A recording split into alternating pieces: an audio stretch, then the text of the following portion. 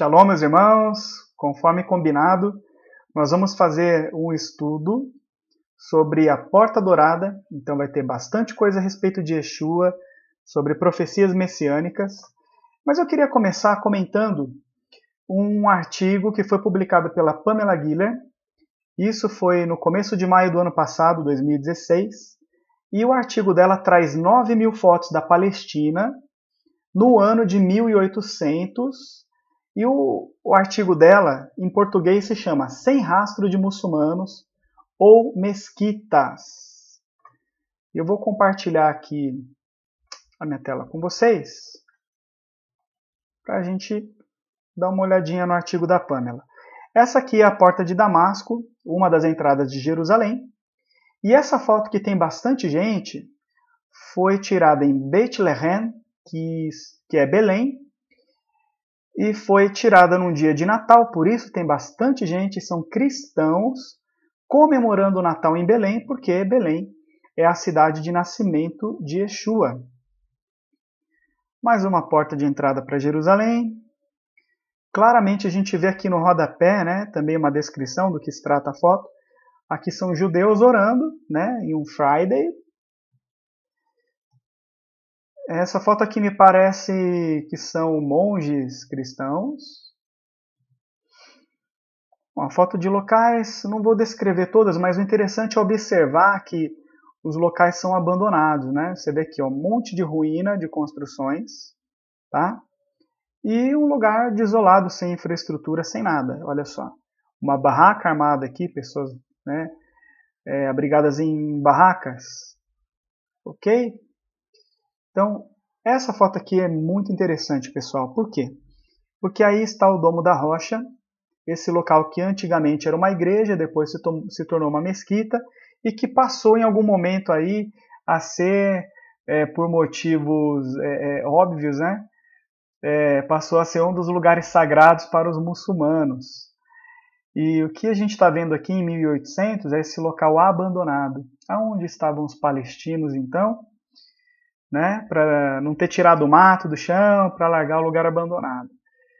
É muito interessante que a gente compreenda essa questão, pessoal, porque o que nós estamos vendo aqui nesse artigo, olha só, judeus no muro, orando, né? Estamos vendo aqui no artigo é que a cidade estava realmente desolada, abandonada. Olha só essas construções aqui. Olha o estado desse local, cheio de terra, né? Montanhas de terra. Então, para ter tanta terra assim, é porque o local estava realmente abandonado há bastante tempo. E 9.000 fotos onde você não vê nenhum palestino, então significa que não haviam palestinos ali.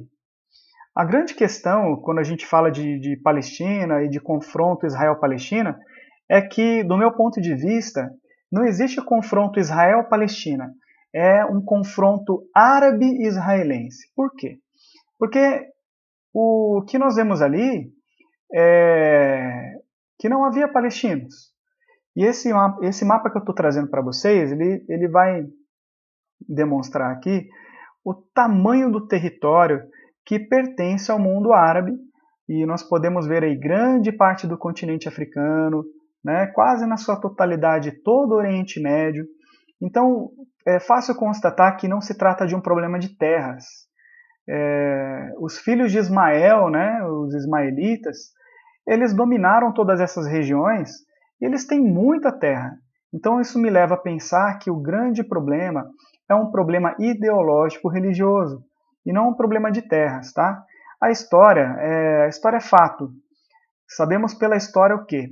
Sabemos que o povo de Israel se espalhou pelo mundo, que foram perseguidos na Espanha, foram perseguidos em Portugal, foram perseguidos na Alemanha, e quando cansaram de tanta perseguição na Europa, decidiram voltar para a terra natal, e voltando para Israel, trazendo a perspectiva de que o povo judeu estava trazendo recurso e riqueza da Europa consigo, isso atraiu esses povos que estão ao redor aí, a Jordânia, a Arábia Saudita, a Síria, né? Muita gente veio de longe com a perspectiva de ganhar, de obter algum lucro, né, com a chegada dos judeus em Israel.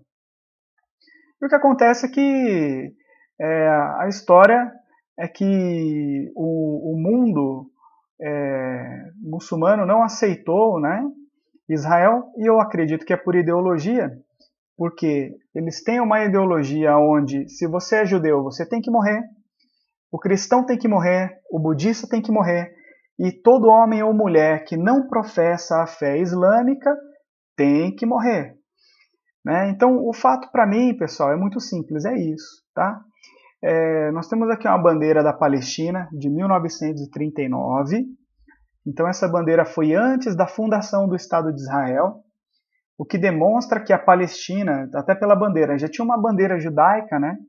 É claro aí que é uma bandeira judaica. E o que acontece depois é o seguinte: quando aquele povo que estava ali na Palestina se autoproclama palestinos, eles tiveram que, às pressas, inventar uma bandeira para eles. Então eu trouxe aqui a figura da bandeira da Cisjordânia, que tem uma estrela na parte vermelha, e a bandeira da Palestina, que é a mesma bandeira da Cisjordânia, só que não tem a estrela. E aí eu te pergunto, né? Será que foi falta de criatividade isso daí? O que é que foi? É muito fácil compreender o que acontece. Homens que já tinham 30 anos de idade, que foram jordanianos a vida inteira, de um dia para o outro viraram palestinos. Então, é uma questão moral que acontece ali, né? Então, é um problema ideológico, moral, religioso, ok? E agora sim a gente vai entrar na questão de Jerusalém mesmo, e no cunho profético, né, da nossa conversa. E para isso eu estou trazendo um slide aqui que eu adaptei do nosso irmão Edno. Agradeço aí o nosso irmão, já tinha um material bom aí, já pré-elaborado, então estou fazendo uso aqui. E a gente vai começar por Mateus, capítulo 23, verso 39, que fala o seguinte: Declaro-vos, pois, que, desde agora, já não me vereis, até que venhais a dizer, Baruch Rabá, Beshem Adonai, bendito que vem em nome do Senhor. Então, essas são as palavras de Mashiach, e o nosso estudo é sobre a porta dourada, que é essa porta que você está vendo aí na foto. Bom, a gente vai começar falando de algumas objeções judaicas contra Yeshua. Tá? Algumas coisas não são coincidências, e a gente vai perceber isso facilmente. Tá? O Messias, né, Mashiach, ungido, ele refere-se principalmente a quem? A um ser humano descendente de Davi, conforme a profecia do sêmen de Davi, da semente de Davi, e que irá reconstruir a nação de Israel e restaurar o reino de Davi e dessa forma trazer a paz ao mundo. Existem mais de 300 profecias sobre Mashiach. O Messias será alvo de contradição. Isso aqui é muito interessante, que está lá no livro de Lucas, capítulo 25, uma profecia a respeito de Yeshua, onde Simeão fala o seguinte: Simeão os abençoou e disse a Maria, mãe do menino, eis que este menino está destinado tanto para a ruína, como para levantamento de muitos em Israel, e para ser alvo de contradição. Também uma espada traspassará a tua própria alma, para que se manifestem os pensamentos de muitos corações. Então, falando em contradição, nós temos aqui a figura de Yosef, de José, né, o José do Egito, e nós temos aqui nessa foto, muito interessante essa foto, duas pessoas totalmente diferentes. De um lado você tem José, o filho de Jacó, e do outro lado você tem Zafenat Paneia, governador do Egito. Pessoas totalmente diferentes. Então, da mesma forma como os irmãos de José não o reconheceram, porque ele estava vestido de egípcio, né, com o nome egípcio, com todas as características no egípcio, da mesma forma também, parte do povo de Israel não irá reconhecer Yeshua da forma como tem sido apresentado ao mundo, vestido como romano, com a foto de um italiano loiro dos olhos azuis, falando como italiano, dizendo que a Torá foi abolida, falando como um pagão. Então, da mesma forma, Yeshua tem sido alvo de contradição para cumprimento daquela profecia, mas, no entanto, nós sabemos que ele é judeu, que ele não é um italiano de cabelo comprido e barba curta, mas era um judeu de barba comprida, cabelo curto, e que estabelecia a Torá e que dizia que devemos cumprir até o menor dos mandamentos, e que ele não veio para abolir a Torá nem os profetas, mas que ele veio para dar o quê? A plenitude, porque ele é a finalidade da Torá. Ele é o motivo da Torá. Mashiach é o motivo de todas as coisas. O rabino Aryeh Kaplan, ele fala o seguinte: a principal objeção dos judeus ao Messias e Yeshua está no fato de que ele falhou, não foi bem sucedido. Essa é uma das objeções. Temos a Amy Jill Levine, que é professora de estudos sobre o Novo Testamento e estudos judaicos na Universidade Vanderbilt, em Nashville. Ela é investigadora e autora de diversos livros sobre o tema do Jesus histórico. E ela diz o seguinte: o Messias é alguém que estabelece a justiça em todo o mundo, e quando eu olho em minha janela, eu vejo que isso não aconteceu. Tá? Ela é uma especialista em Novo Testamento e ela não consegue enxergar quem é Mashiach, quem é Yeshua. Por quê? Porque Yeshua seria alvo de contradição, porque olhando para esse Jesus romano, realmente você não irá enxergar o Messias de Israel. Isso aqui é uma foto do Talmud, tá? Ele é composto pela Mishnah, Torá oral, pela Guemará. Lembrando que Torá oral não é Torá. Torá é algo que foi dado no Monte Sinai, e Torá oral é uma tradição, tá bom? E aqui é o seguinte, para vocês entenderem bem, o Talmud ele é um livro sagrado, ele é um registro das discussões rabínicas que pertencem à lei, ética, costume e à história do judaísmo. Agora, no Talmud, o rabino Joshua ben Levi é citado apontando uma dificuldade que ele tinha mediante uma pequena contradição das Escrituras. Olha que contradição é essa. O profeta Daniel, no capítulo 7, no verso 13, fala que o Messias viria sobre as nuvens. E já o profeta Zacarias diz lá em capítulo 9, verso 9, que o Messias viria sobre um jumentinho. Então um profeta fala que Mashiach virá sobre as nuvens, e o outro fala que viria sobre um jumentinho. E agora, qual dos dois é que está certo? E esse que é o grande ponto, a peça-chave do quebra-cabeça. Por quê? Não poderia, por acaso, ser as duas coisas? Não poderia se tratar, então, de duas vindas de Mashiach? Uma em que ele vem sobre o jumentinho e a outra onde ele vem sobre as nuvens? Então, aqui a gente tem a menção de Daniel 7, que fala, né? E eis que vinha com as nuvens do céu, um como filho do homem. Então Mashiach virá, segundo Daniel, com poder e grande glória, para julgar as nações. Virá sobre, nós veremos o quê? O sinal do filho do homem. Agora, Zacarias diz o seguinte: alegra-te muito, ó filha de Sião, exulta, ó filha de Jerusalém. E eis aí te vem o teu rei, justo e salvador, humilde, montado em jumento, num jumentinho, cria de jumenta. Essas são as profecias, mas a gente tem algumas profecias relativas ao templo em Jerusalém. E Crônicas, 2 Crônicas capítulo 7, descreve que o primeiro templo seria destruído se o pecado não fosse contido. Já Daniel, capítulo 7 ao 9, diz que a misericórdia do Eterno viria na reconstrução do segundo templo. E Ageu 2, versos 6 ao 9, fala o seguinte, que o Eterno encheria o segundo templo com a sua glória, com a sua presença. E por isso a glória do segundo templo seria maior do que a glória do primeiro templo. A glória será maior, né? E o Messias virá até ele. É o que diz o profeta Daniel, capítulo 9, verso 26. Então a gente vai mostrar algumas provas de que o Messias realmente veio para Israel, diferente do que aqueles dois estudiosos, né, dizem que não encontram Mashiach. Nós vamos comprovar aqui que Mashiach veio realmente e que as Escrituras atestam isso. Tá? Lucas 19, do verso 28 ao 40, diz: E dito isto, prosseguia Jesus, subindo para Jerusalém.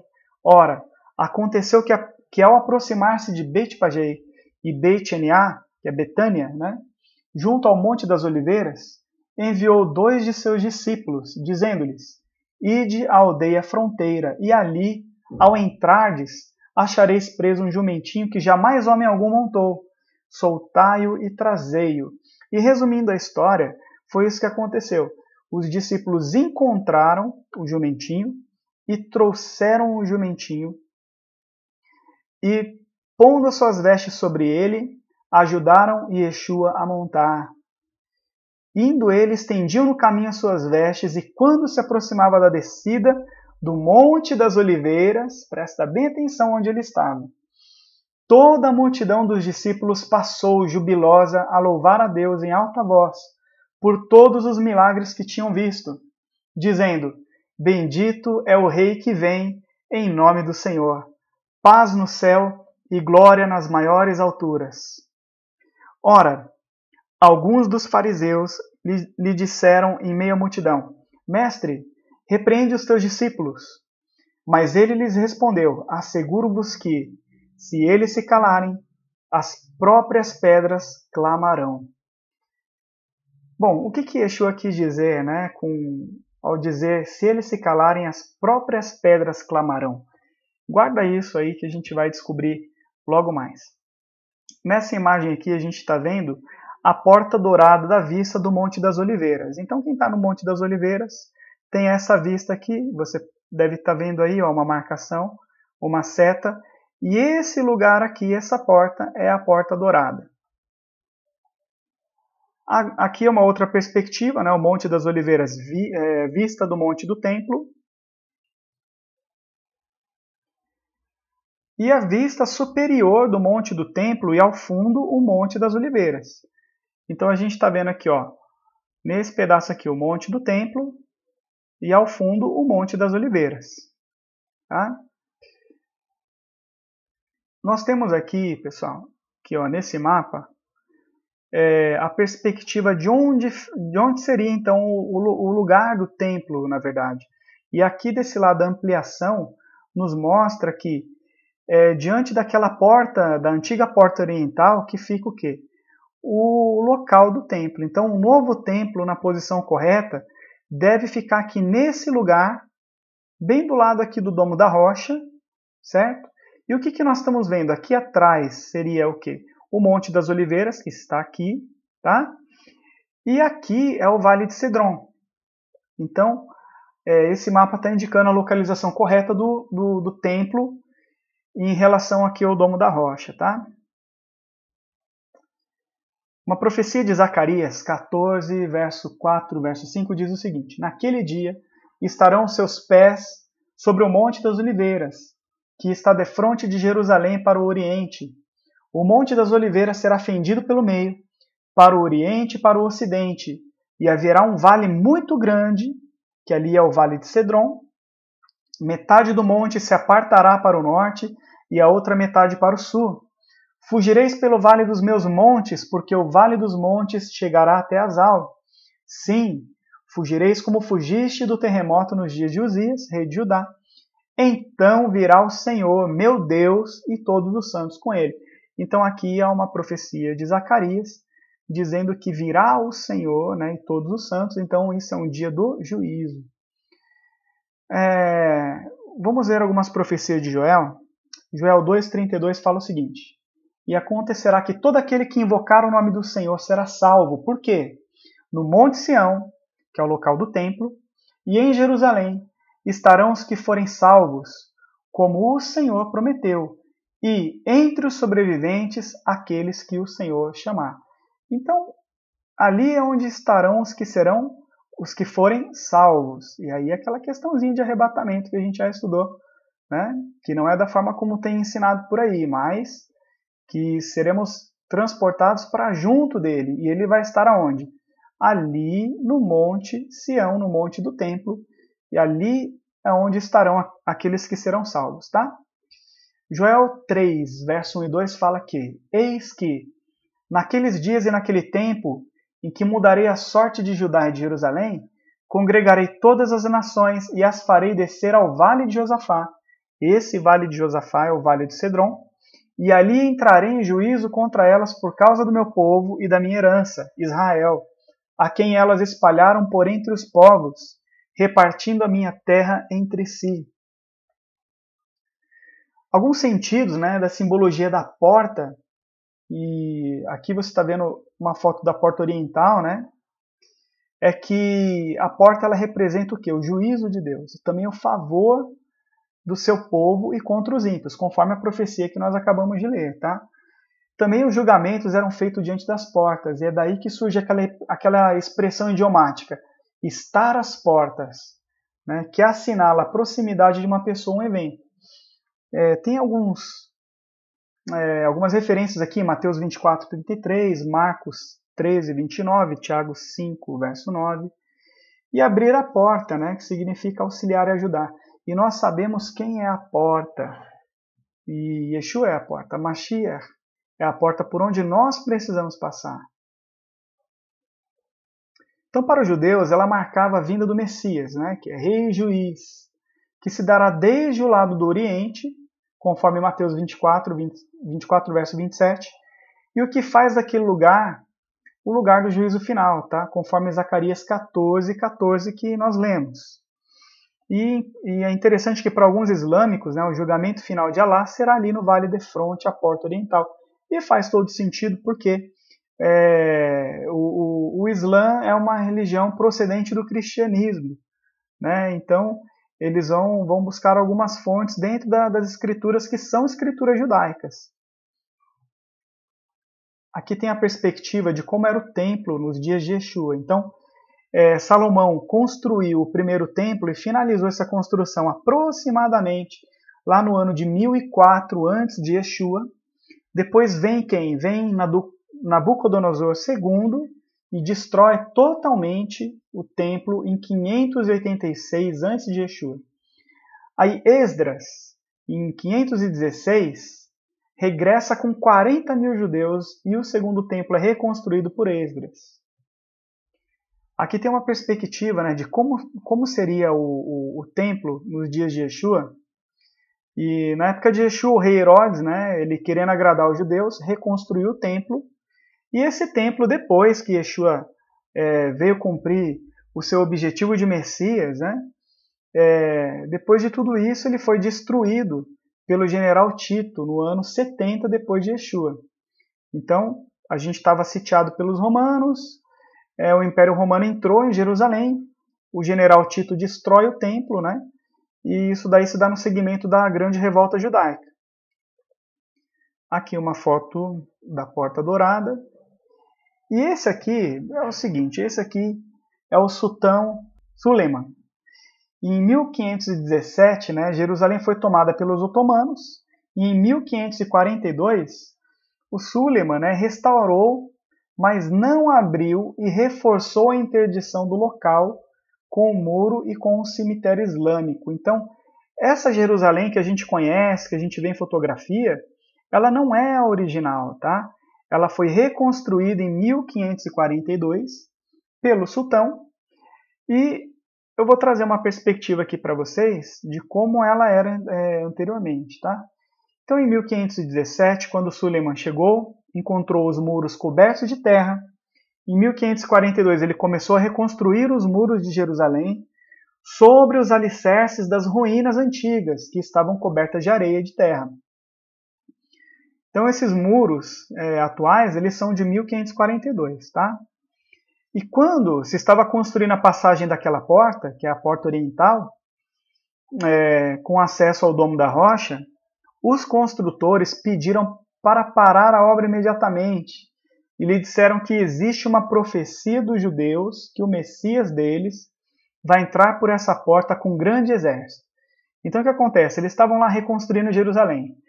Na hora de fazer a Porta Dourada, o pessoal avisa, olha, fecha essa porta. Por quê? Porque se você reconstruir a porta, você vai permitir que aquela profecia se cumpra.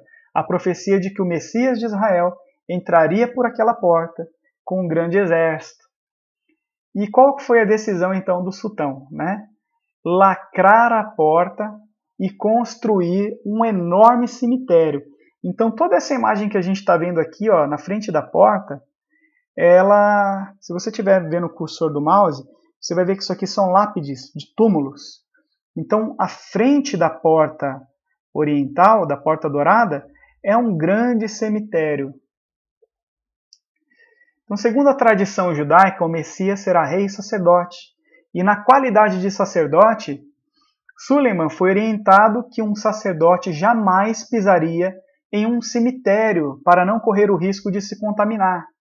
Assim, Suleiman agiu garantindo que a profecia não se cumpriria. Então, o que ele fez? Ele lacrou a porta por onde o Messias tem que entrar e ele construiu um cemitério ali na frente. Todo aquele campo virou um cemitério porque o Messias, na qualidade de sacerdote, ele não pode passar por ali. Aqui a gente tem os detalhes, né? Aqui você consegue ver a superposição de um muro sobre o outro. Então você tem aqui o muro, né, de 1546, 42, e aqui você vê que a base dele está sobre o muro antigo. E também é interessante ver as lápides, né? Você vê que até aqui na beira do muro você está vendo lápides de túmulos. Então isso aqui tudo é túmulo, isso aqui tudo virou um grande cemitério e um sacerdote não passaria por esse local. Aí você tem um pesquisador, né, que é o Charles Warren, explorando a Porta Dourada em 1867, e ele encontrou o muro antigo que descia de 13 a 20 metros abaixo do nível do solo atual. Então, provavelmente, né, esse muro que ele encontrou, antigo, seja pré-herodiano, porque Herodes não reformou aquela parte, né? E aí você tem um arqueólogo, James Fleming, que encontra ali na porta oriental, né, uma tumba que revela uma superposição da muralha e das portas. E ali, onde você tem a superposição da muralha e das portas, ou seja, você vê que tem um muro mais antigo embaixo, você também tem uma tumba, que fizeram uma tumba naquele local para que o Mashiach não possa passar por ali, né? Então aqui a gente tem uma ilustração aqui do que foi feito. E aqui nessa parte cinza você tem a reconstrução do Suleiman, né? E mais embaixo você tem, você tem a reconstrução aqui do período de Herodes, no início da Era Comum, que é essa parte marrom aqui. E aqui, ainda mais para baixo, a construção de Salomão, 930 anos antes de Mashiach. Agora, o que é super interessante que a gente precisa saber é o que dizem as profecias a respeito disso tudo. Ezequiel capítulo 43, verso 1 ao 5 fala o seguinte: Então, o homem me levou à porta que olha para o oriente. Então, na visão de Ezequiel, ele foi levado para aquela porta lá que nós estávamos vendo, a porta que olha para o oriente. E eis que, do caminho do oriente, vinha a glória do Deus de Israel. A sua voz era como o ruído de muitas águas, e a terra resplandeceu por causa da sua glória. O aspecto da visão que tive era como da visão que eu tivera quando vim destruir a cidade, e eram as visões como a que tive junto ao rio Quebar, e me prostrei rosto em terra. A glória do Senhor entrou no templo pela porta que olha para o oriente. O Espírito me levantou e me levou ao átrio interior, e eis que a glória do Senhor enchia o templo. Bom, o que o Suleiman não sabia quando ele fechou a porta oriental? Olha só. Ezequiel 44, verso 1 e verso 2. Então o homem me fez voltar para o caminho da porta exterior do santuário, que olha para o oriente, a qual estava fechada. Disse-me o Senhor: Esta porta permanecerá fechada, não se abrirá, ninguém entrará por ela, porque o Senhor, Deus de Israel, entrou por ela, por isso permanecerá fechada.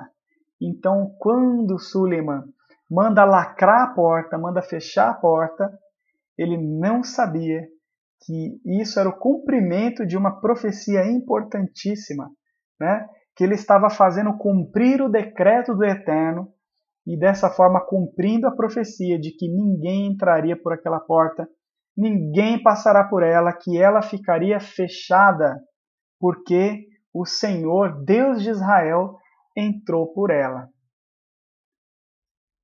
Então, qual que era a condição, né, para o cumprimento dessa profecia? A condição para ela se cumprir, para essa porta ficar fechada, é que o Eterno, Adonai, passou por essa porta. Agora, quando que o Eterno passou por essa porta? E essa que é a questão importante para a gente, né?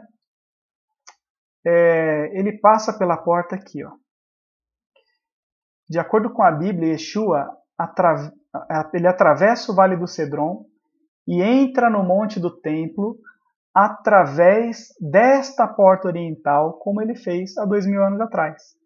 Então ele cumpriu as profecias, a profecia de Ezequiel que fala que o Messias viria montado num jumentinho, filho de uma jumenta, e a profecia que diz que o Senhor, que Adonai, passaria pela porta oriental e por isso a porta oriental teria que ficar fechada e ninguém mais passaria por ela. E tudo isso Mashiach cumpriu há 2000 anos atrás. Então essa porta, né, conduzia naquela época direto ao pátio do santuário e posteriormente ao Santíssimo Lugar, o conhecido Santo dos Santos, onde somente o sumo sacerdote entrava uma vez por ano. Então é complicado agora você pegar aqueles dois estudiosos do começo, o Rabino que publicou o livro e aquela especialista em Novo Testamento, e falar para ela o seguinte, né, que de forma nenhuma é sem sentido, faz muito sentido, e as escrituras elas atestam isso, a história mostra que Yeshua cumpre essa profecia, né, e que ele passou pela porta, e que conforme a profecia de Ezequiel, porque Adonai passou pela porta, essa porta ficaria fechada, e essa porta é fechada até os dias de hoje, como a gente está vendo na foto. Ela é toda fechada de pedra, né, em cumprimento dessa profecia, meus irmãos.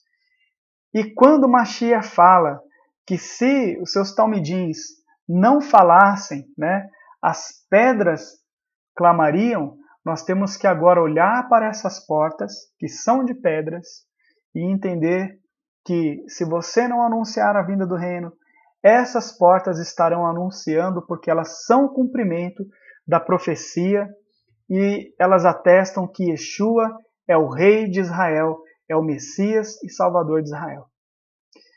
Baruch Rabá, Beshem Adonai, e até o próximo encontro.